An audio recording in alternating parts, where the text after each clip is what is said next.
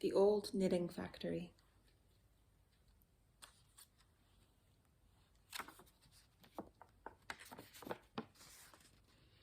The Old Knitting Factory was built in 1906 by the Congested Districts Board for Ireland as part of an effort by the UK's Conservative Party to, quote, kill Home Rule with kindness.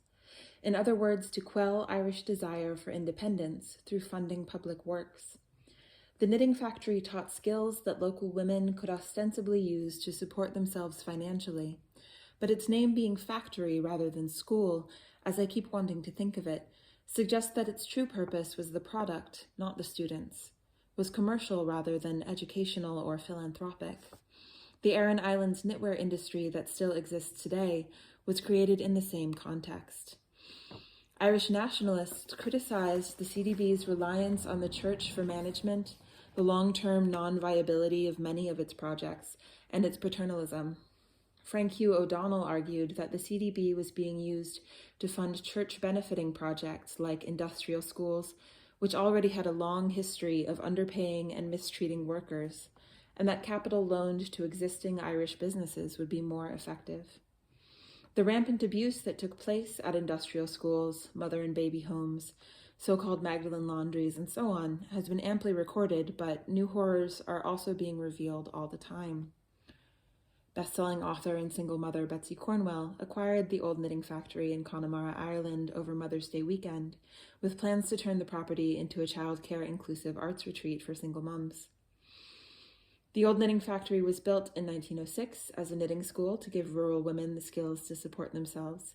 In the 1970s, filmmaker Bob Quinn converted the property into a family home and Irish-language cinema. His son Robert Quinn later documented that era in his film Sine Gael Paradiso.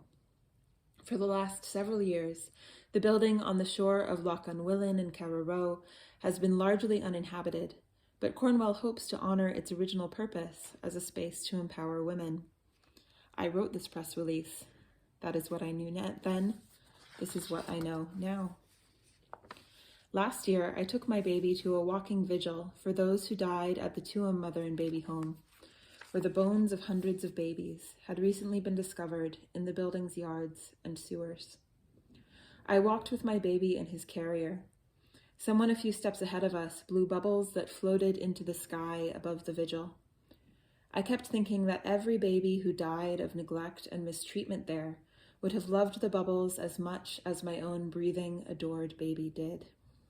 But over 700 babies died there and were put into sewers with no proper burial in this building run by the church. I was so angry I could have screamed all the vigil and gone on screaming and still be screaming now. From the Irish Times. When PJ Haverty joined a candlelit walk into Tuam, County Galway on Wednesday night, he could only think of the distressed steps taken on that very same route by his late mother, Eileen. For 5.5 years, she was in and out of the town on foot to the mother and baby's home, begging for me to be returned to her, Mr. Haverty said. Mr. Haverty was one of more than 300 participants in a vigil which began at the unofficial burial grounds for the former Bon Secours home on the Dublin Road and continued to Tuam Town Square. When I first learned about the knitting factory, I imagined it as a space built to empower women, and most likely there were those involved in its construction who truly believed in that purpose. But it is historically almost certain that the first women under this roof were overworked and underpaid, whose need for help and hope for independence were manipulated by abusive power structures that wanted to kill that very independence, as they said themselves, with kindness. A sort of kindness that is really control. I saw my father use it. I learned about it in training as a rape crisis counselor. I saw my husband use it and read about it over and over again in the history of Ireland and other colonized places. It is happening now in both the countries I've called home. It is a classic aspect of the cycle of abuse. The scariest threat my husband ever made was that he would have me deported and keep his boy in Ireland. He said that to me only weeks before news broke of the family separations at the US-Mexico border. The personal is political. The political is personal. I cannot write about history without writing about myself. when I think about Eileen walking to the baby home for 5.5 years, when I think of babies taken from their parents in America, I cannot breathe until I am holding my own child, until I can smell his hair and feel his heartbeat. My father was adopted, and all I know about his birth mother is that she was 16 and had an Irish surname, a Galway name. What would I give her if I could? What would I give to the women of the Tuam home, the Magdalen laundries, the knitting factories, and industrial schools? A femme I greatly admire, Daisha Holiday, says that when we heal ourselves, we heal our ancestors, both backwards and forwards in time. I would give them rest. I would give them time with their babies, and time to make things that are beautiful only to them and only on their own terms. I know I can only do that by giving it to myself here, now, here and now. I think the most radical thing the old knitting factory can be is a place of rest. Sometimes I make sigils, symbols made of words, of spells and prayers, of goals or ideas I want to remember. When I first made the rent-to-own offer on this place, I started making a sigil, and you can make one the same way, by writing the old knitting factory. And I began crossing out repeating letters, so that I could make a design by combining the letters that only appear once in the phrase. And the first 4 letters I was left with were H-E-L-D, held.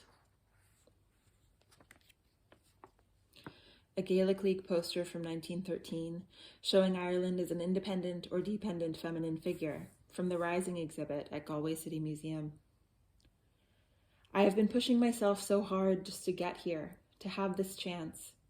I've worked 4 jobs through the pandemic I didn't know was coming when I offered on the knitting factory, single-parented my sweet child, always reaching for some future moment when I could believe that he and I were safe and secure. It has to be now. We are safe now.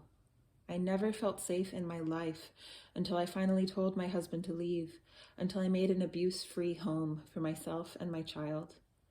I refused to have given myself that gift at such cost, only to spend it in frantic overworking and fear now, day by day. So I make muffins with my baby. I make art no one else will ever see. I sit still by the fire. I know that we are held. What would I give to my past and future ancestors, and those of the knitting factory and its kin? I give us home rule.